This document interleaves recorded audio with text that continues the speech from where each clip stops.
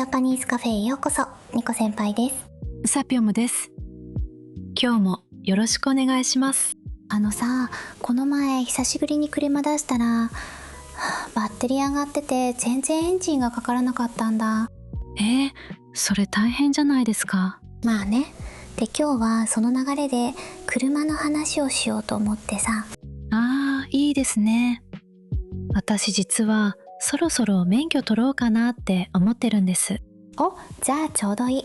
日本で車に乗るまでの日本語一緒に見ていこっか。はい、お願いします。そういえば前回サッカーの応援とか実況の日本語やりましたよね。あと一歩及ばずとか惜しい時の言い方ね。あれ、試合見ながらつい言っちゃいました。いいね。ああいう慣用句って使ってなんぼだからね。はい、じゃあ今日の車も覚えて使えるやついっぱい行きましょう。まず日本で車って必要だと思う？東京にいると電車で足りちゃう気もします。そうそう、都会はね。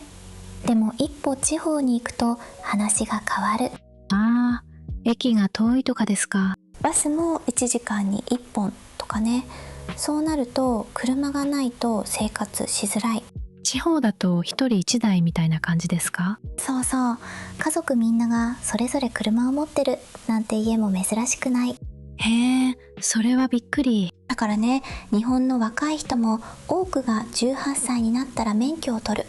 生活の必需品なんだ。なるほど。じゃあ免許は持っておいた方がいいんですね。だと思う。でも外国から来た人ってまずそこで迷うんだよね。迷う？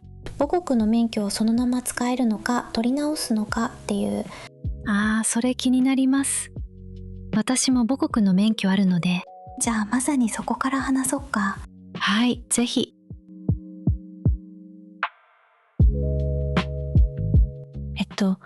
母国の免許を日本のに変えるのってなんて言うんですか？概念切り替えって言うんだよ。外国免許の切り替えを短くした言い方。概念切り替え。へえ、初めて聞きました。全部一から取り直すよりずっと楽なんだ。うまくいけばね。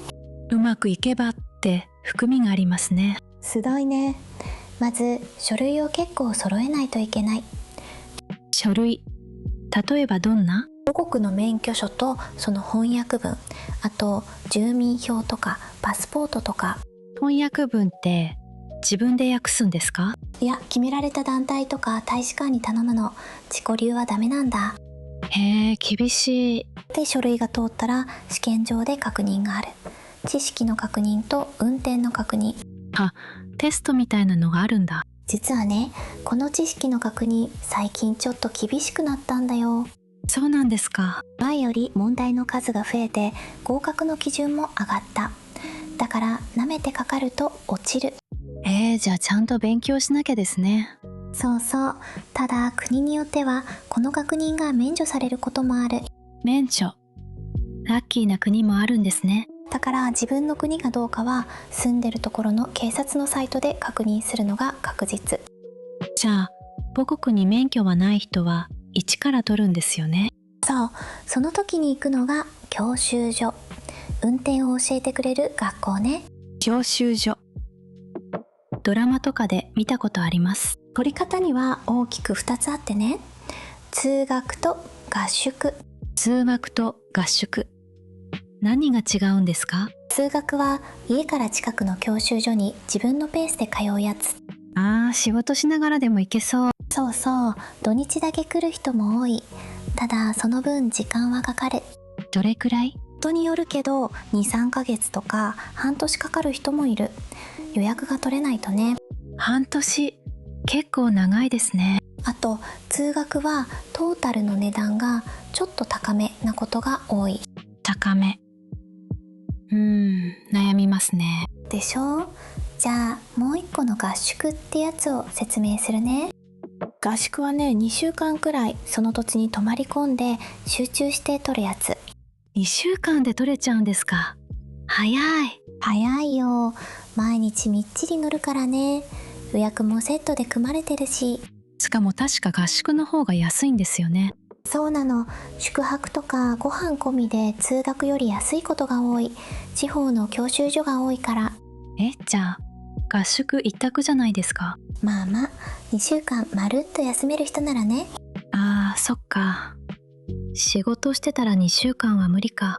そうなんだよ。だから学生さんとか長い休みを取れる人に人気。なるほど。自分の生活に合わせて選ぶんですね。ねえ、先輩は昔どっちで取ったんですか？私は合宿。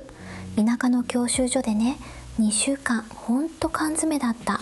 缶詰ね、最初の坂道発進でもう泣きそうになった。坂道発進って坂の途中から出るやつですよね。そう、それ。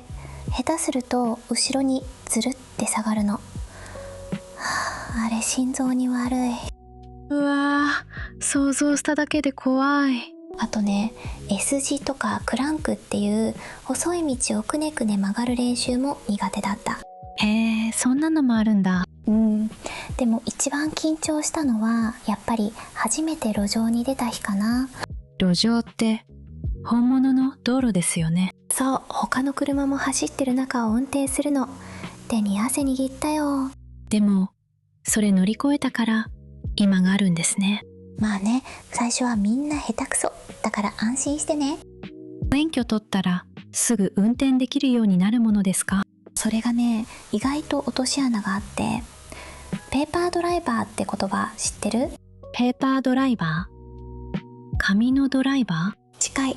免許証っていう紙はあるけど全然運転しない人のこと。なるほど。ペーパーの紙か。都会だと車いらないからそうなりがち。私も一時期そうだった。先輩でも？何年か運転しなかったら久しぶりの時怖くて参ったよ。感覚忘れちゃうんだ。忘れる。だから取った後もたまに乗るのが大事なんだよね。襟が痛い。取る前から言われるとは。そういえば日本って小さい車多くないですか？お、いいところに気づいたね。あれ、軽自動車って言うんだ。軽自動車。略して軽って聞きます。そうそう、ナンバープレートが黄色いやつ。あれが軽ね。黄色いナンバー見たことある。なんであんなに人気なんですか？まず税金が安い。それから小さいから細い道でも小回りが利く。日本って道が狭いところ多いですもんね。そうなの。燃費もいいし維持費が全体的に安い。だから最初の1台に選ぶ人が多い。燃費っていうのはガソリンの持ちのことですよね。そう、燃費がいいでガソリン代が少なくて済むってこと。あとね、日本で車を持つと避けて通れないのが車検。車検。名前は聞くけど正直よく分かってないです。簡単に言うと、車が安全に走れるか定期的に見てもらう検査。定期的ってどれくらいごとに？ C 車は最初が3年後、その後は2年ごとってのが基本。2年ごと。結構多いですね。でしょ？しかもね、これがまたそこそこお金がかかる。いくらくらい？車にもよるけど、まとまった額が一気に出ていく。だからみんなちょっと身構える。なるほど。車検の時期が近づくと財布が緊張するんですね。うまいこと言うね。まさにそんな感じ。お金の話で言うと税金もかかるんですよね。毎年自動車税っていうのが来る。車を持ってるだけでかかるやつ。持ってるだけで？乗らなくても？そう、乗らなくてもね。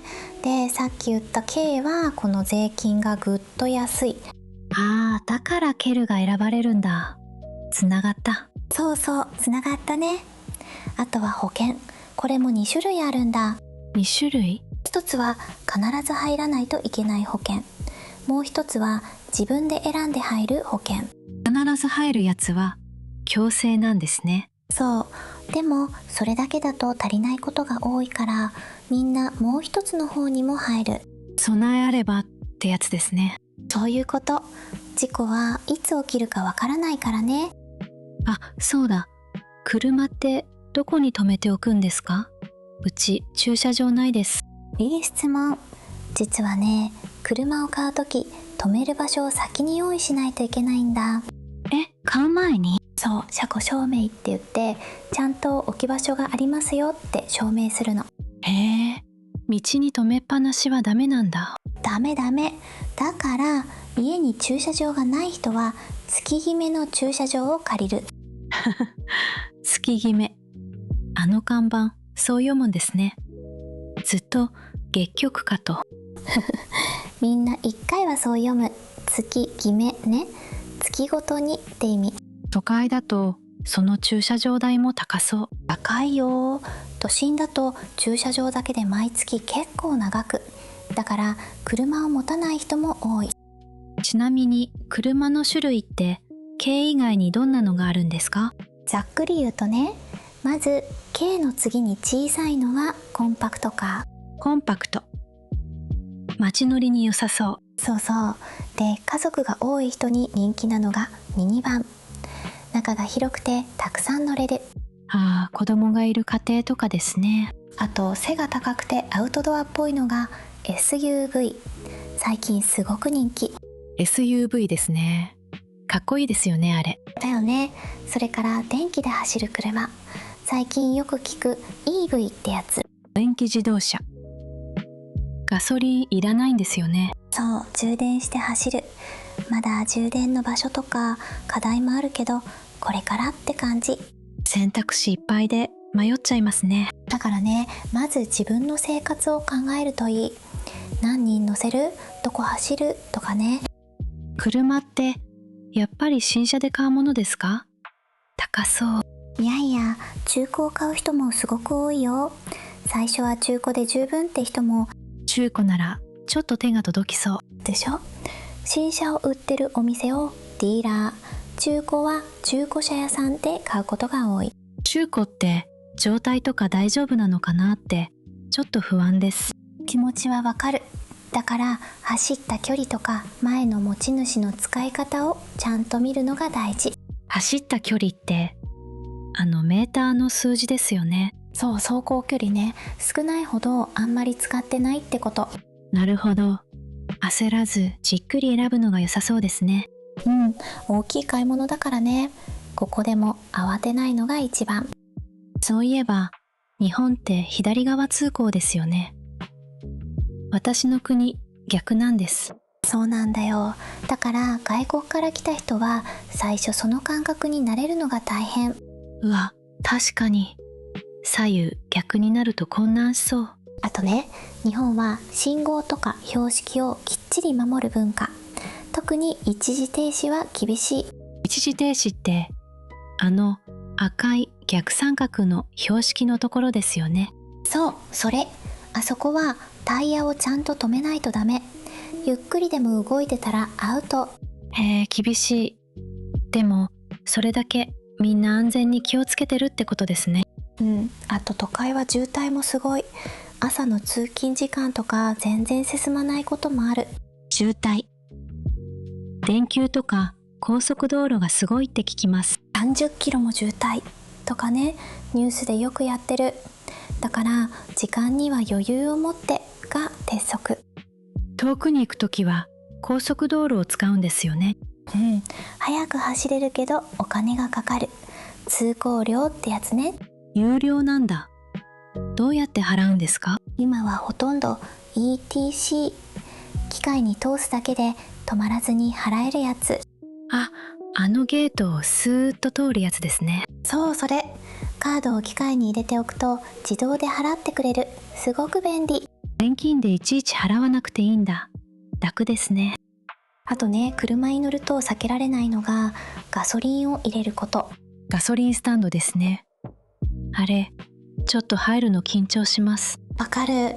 最近は自分で入れるセルフのスタンドが多いよね。セルフ。自分でやるの。できるかな？大丈夫。画面の案内通りに押していけばいいだけ。慣れれば 1,2 分で終わる。案内があるならなんとかなりそう。ただ静電気に注意とかね、触るシートがあるからちゃんと触ってから。へえ、そんな注意があるんだ。安全第一ですね。そうだ。雪が降る地域だと運転で大変ですよね。そうなんだよ。雪国だと冬はタイヤを変えるの。スタッドレスっていう冬用のに。タイヤを季節で変えるんだ。知らなかった。普通のタイヤだと雪道でつるっと滑ってすごく危ないからね。うわ、滑るのは怖い。だから雪の日はいつもよりずーっとゆっくり車間を開けて走る。これも急がば回れ。あ、また出た。急がば回れ。ほんと万能ですね。でも正直、車を持つのってお金も手間もかかりますね。正直だね。でもね、持たなくても車に乗る方法はあるんだ。どういうことですか？一つはレンタカー。旅行の時とかに1日だけ借りるやつ。ああ、レンタカーは聞いたことあります。で、最近人気なのがカーシェア。街に置いてある車を15分とか短い時間で借りられる。15分だけ、ちょっと買い物とかにいいですね。そうなの。車検も税金も駐車場も全部いらない。都会だとこっちの方が合う人も多い。なるほど。持つか借りるか、自分の生活で選べばいいんですね。あと豆知識なんだけど、免許証って身分証明書としてもすごく使えるんだよ。運転以外でも役に立つんですか？写真付きだからね。銀行とかいろんな手続きで本人確認に使える。便利。じゃあ持ってるといろいろ楽なんですね。そうなの。ただし免許証には期限があってね、何年かごとに更新しないといけない。更新。ほっとくとどうなるんですか？期限が切れると免許が無効になっちゃう。だからお知らせが来たら忘れずにね。怖い。ちゃんと覚えておかなきゃ。でね、事故や違反がない有料ドライバーは更新の間隔が長くなる。金色の免許証、通称ゴールド免許。ゴールド免許。なんかかっこいい。目標にします。もし運転中に車が急に動かなくなったらどうすればいいんですか？いい質問。そういう時のためにロードサービスってのがあるんだ。ロードサービス。電話一本で来て助けてくれる。バッテリー上がりとかパンクとかね。私も昔お世話になった。ああ、冒頭でバッテリー上がってたって言ってましたもんね。よく覚えてたね。そう、あれもロードサービス呼べば助かる。困った時に頼れる先があると安心ですね。なんか大変な話が多かったけど、運転って楽しいこともありますよね。もちろん。むしろそっちが本番。好きな音楽かけてドライブするの最高だよ。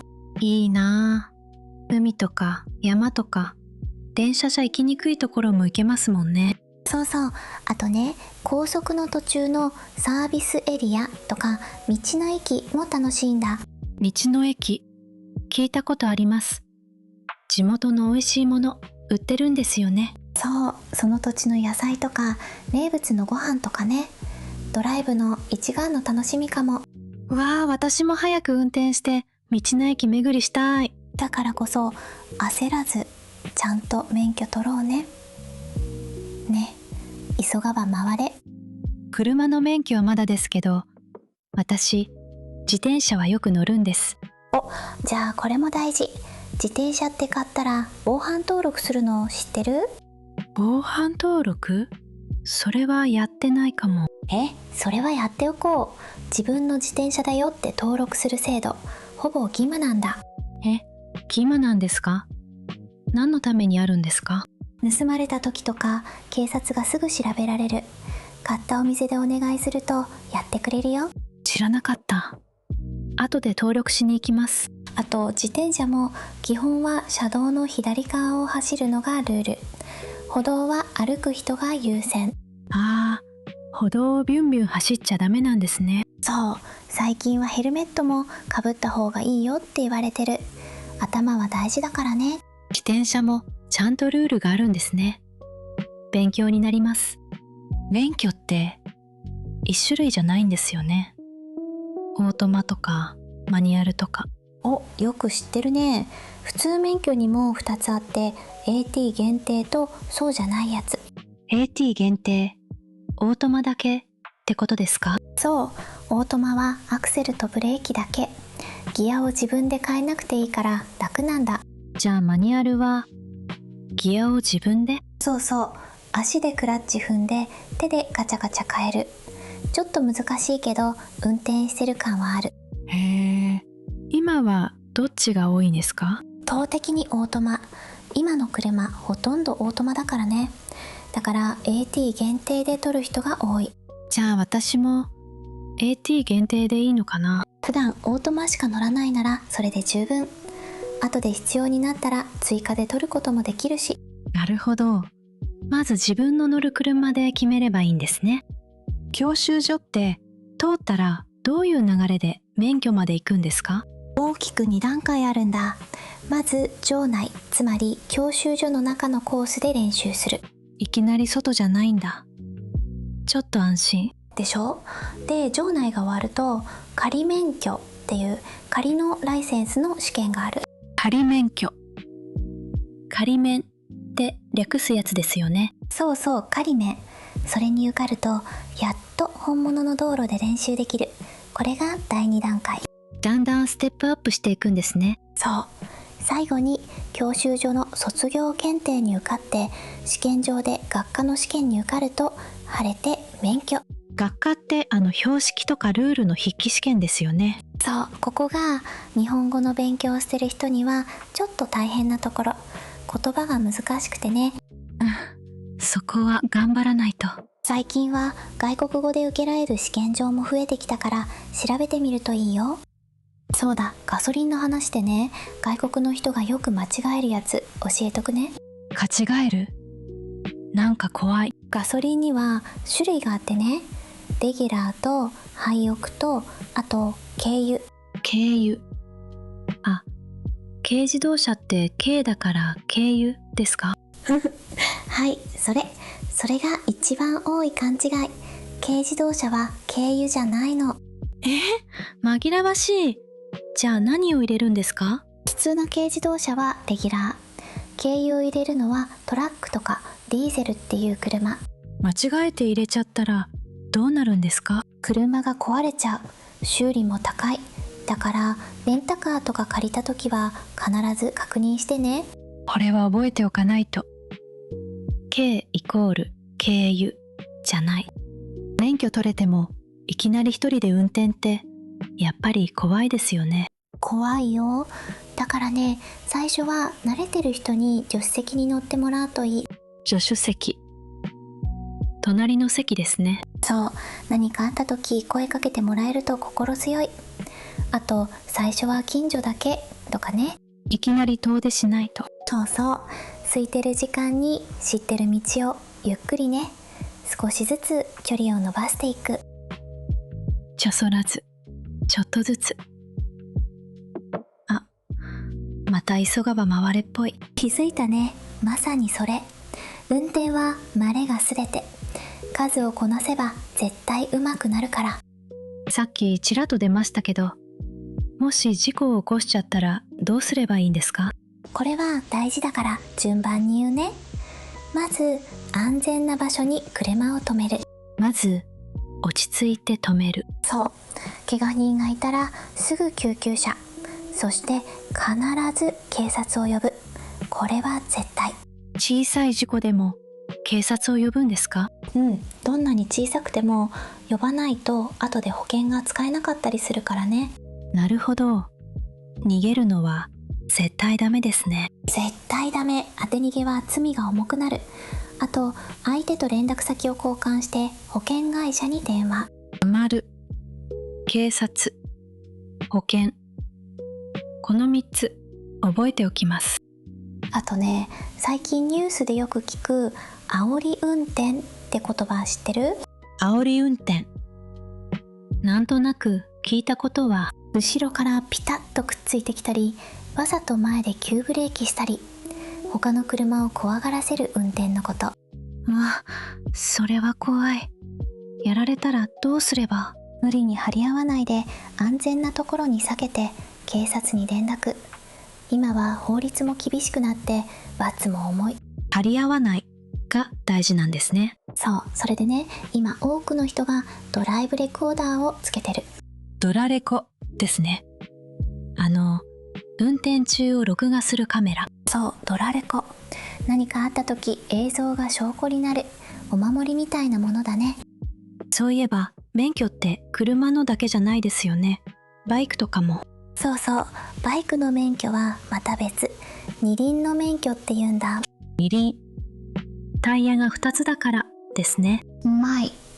で、大きいトラックとかバスを運転するにはまた別の大きい免許がいる。そっか。乗るものによって免許が違うんだ。でも普通の生活ならまずは普通免許。これがあれば軽もコンパクトも乗れる。じゃあまずは普通免許を目指せばいいんですね。逆にね、免許を返すって話も最近よく聞くんだ。返す？せっかく取ったのに？年を取って運転に自信がなくなった人が自分から免許を返すの。返納っていう。高齢の方の事故とかニュースで見ます。そうなんだ。無理して運転するより思い切って返すのも一つの勇気なんだよね。無理しないってここでも大事なんですね。返した人にはバスやタクシーが安くなる特典があったりね、街も工夫してるんだ。運転って道に迷いそうで不安なんですけど、今はナビがありますよね。いい時代だよね。車についてるカーナビもあるし、スマホのアプリでも十分。スマホの地図アプリ、私もよく使います。渋滞も教えてくれるし便利だよね。ただ運転中にスマホを触るのは違反だから。そうか、手に持っちゃダメなんですね。だから出発する前にセットして、あとは声の案内を聞くだけ。画面は見ない。ナビがあれば道の心配は減りますね。ちょっと安心しました。あとね、最近は買うでもレンタルでもない新しい持ち方も出てきてね。買うでも借りるでもない？サブスクとかリースって言ってね、毎月決まったお金を払って車に乗るの。音楽のサブスクみたいに月額で。まさに。しかもね、その中に税金とか車検の費用もだいたい込みになってる。それ楽じゃないですか？急な出費がないってことですよね。そうなの。車検の時に財布が緊張するあの感じがない。若い人にじわじわ人気なんだ。選択肢がいろいろあって面白いですね。自分に合うのを選べる。さっきの給油でちょっと思ったんですけど、給油口って車の左右どっちですか？それいい質問。車によって左だったり右だったりするんだ。じゃあどっちかわからなくなりそう。実はね、メーターに小さい給油マークがあって、その横の三角が口のある方を指してるの。そんな親切な仕組みが知らなかった。でしょ？あと、車が汚れてきたら洗車。ガソリンスタンドの機械でガーッと洗えるよ。洗車機、あれ乗ってると楽しそう。そうだ、これは絶対に言っておきたいんだけど、夏の車ってすごく危ないんだ。夏の車？なんでですか？締め切った車の中ってあっという間にものすごい高温になるの。サウナみたいに。想像しただけで暑い。だからね、ちょっとの時間でも子供やペットを車に残しちゃダメ。命に関わるから。ちょっと買い物の間もダメなんですね。その数分が危ない。毎年悲しい事故が起きてる。これだけは本当に気をつけて。子供といえば、小さい子を車に乗せるときって何か決まりありますか？あるよ。小さい子はチャイルドシートっていう専用の椅子に乗せないといけない。普通のシートベルトじゃダメなんですか？大人用のベルトは小さい体には合わないからね。かえって危ないの。なるほど。体に合ったもので守るんですね。これは法律で決まってて、ある年齢まではずっと必要。小さい命を守る大事なルール。さっき道の駅の話が出ましたけど、高速にも休むところありますよね。あるある。サービスエリア、略して SA。トイレもご飯もお土産もある。SA、いいですよね。ちょっとした観光地みたい。そうそう。あとね、それより小さい休憩所がパーキングエリア PA、 トイレ休憩にちょうどいい。 SA と PA、 長い運転の味方ですね。そしてね、一番大事なのが眠くなったら無理せず休むこと。仮眠でもいいから。眠いまま運転は危ないですもんね。そう、急いでても5分休む。それで安全につけるなら安いもんだよ。運転で私が一番心配なの駐車なんです。バックで入れるやつ。ああ、バック駐車ね。わかる。みんな最初は苦手。私も何回も切り返した。切り返す。1回で入らなくて前に出てまた下がってって何回もやり直すこと。全然恥ずかしくないよ。焦ってぶつけるよりいいですもんね。その通り。最近の車は後ろが見えるカメラもついてるし、ゆっくりやれば必ずできるようになる。ちょっと駐車の恐怖が和らぎました。さっきの高速の ETC、 便利なだけじゃなくてお得なこともあるって聞きました。そうなの。 ATC を使うと時間帯によっては料金が安くなる割引があるんだ。割引、どんな時ですか？例えば深夜、夜中に走ると結構安くなる。あと休日の割引もあってね。へえ、旅行の計画を立てるとき時間をずらすとお得なんだ。そういうこと。ちょっとの工夫で旅費が浮く。賢く使うといいよ。なんか話を聞いてたら車があると生活がだいぶ変わりそうですね。変わるよ。まず買い物が楽。重いものもたくさん買ってポンと詰めるからね。お米とか水とか重いですもんね。そう。あと家族がいると雨の日の送り迎えとか病院に行く時とかすごく助かる。生活の幅がぐっと広がる感じ。そうなんだ。行ける場所も増えるし、休みの日の楽しみも増える。だからみんな頑張って取るんだよ。運転に慣れてきたらぜひ意識してほしいのがエコドライブ。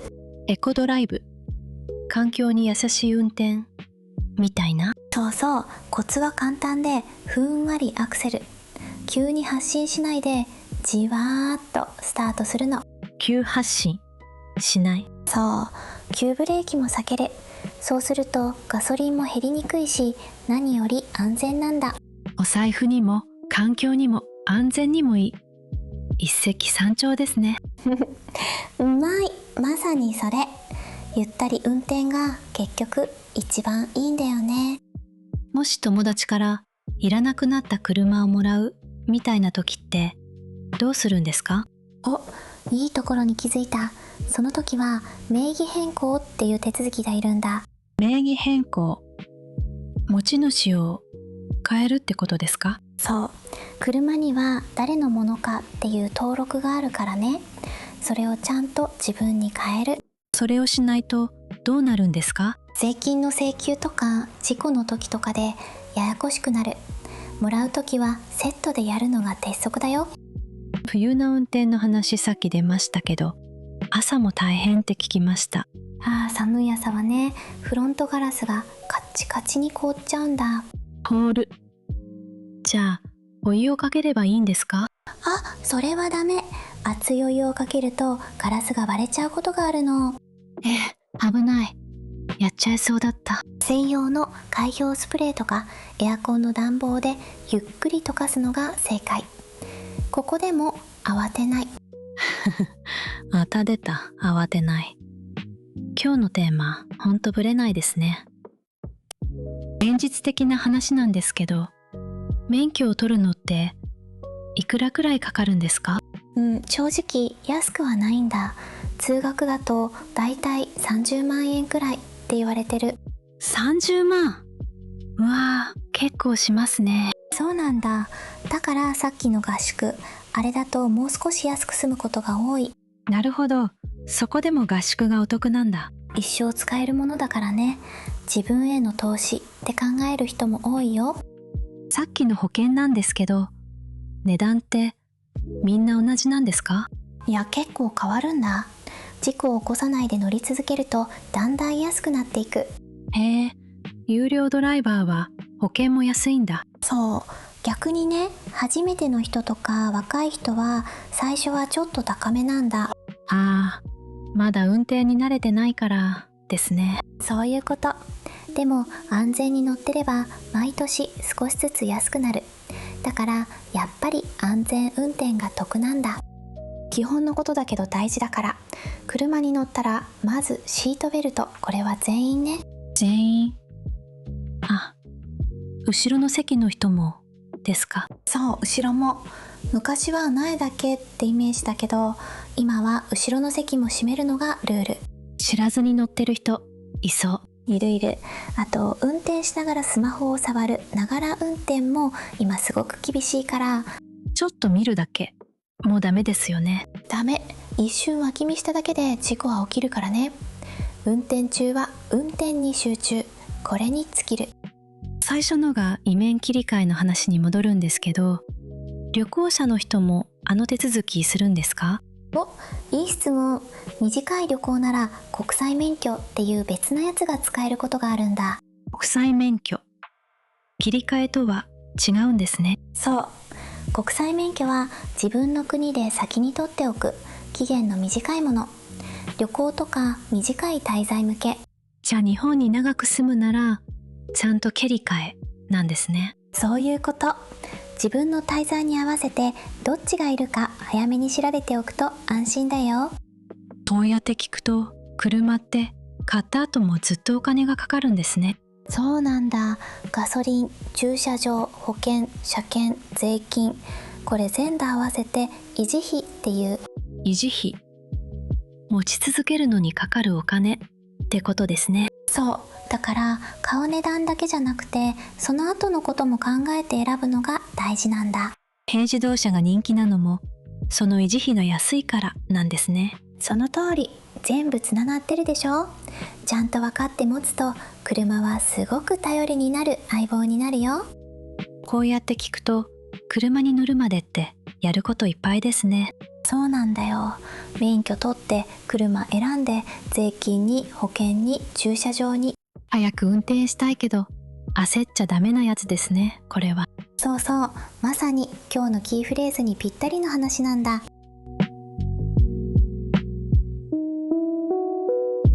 ちょっとここで一個整理してみようか。今日のキーフレーズはこれ。急がば回れ。急がば回れ。急いでる時こそ遠回りでも安全な道を行った方が結局は早い。そういう意味。しかもね、これもともと道の話から来てる言葉なんだよ。そうなんですか？だから今日の車の話にぴったりなんだ。そうなんだ。もう一回言うね。急がば回れ。急ぐ時ほど慌てないで確実に。使い方教えてください。例えば免許を早く取りたくて焦ってる友達に急がば回れだよ。一個ずつね。慌ててる人を落ち着かせる感じ。そう。運転でも同じ。近道して事故るより安全な道でゆっくり行く方がいい。仕事とか勉強にも使えそうですね、これ。そうそう。急ぐ気持ちを一回ぐっと抑える。そういう時の魔法の言葉。じゃあみんなで練習してみましょう。今日の急がば回れ、心の中で一緒に言ってみて。いくよ。3、2、1。急がば回れ。言えた。なんか車の運転にも人生にも効きそう。はい、ということで今日は日本で車に乗るまでの日本語でした。免許の取り方から車検、税金、軽自動車まで盛りだくさんでしたね。全部いっぺんには覚えなくていいからね。必要になった時また聞きに来て。急がば回れですもんね。お、早速使えたね。いい感じ。今日も最後まで聞いてくれてありがとうございました。また次のカフェで会いましょう。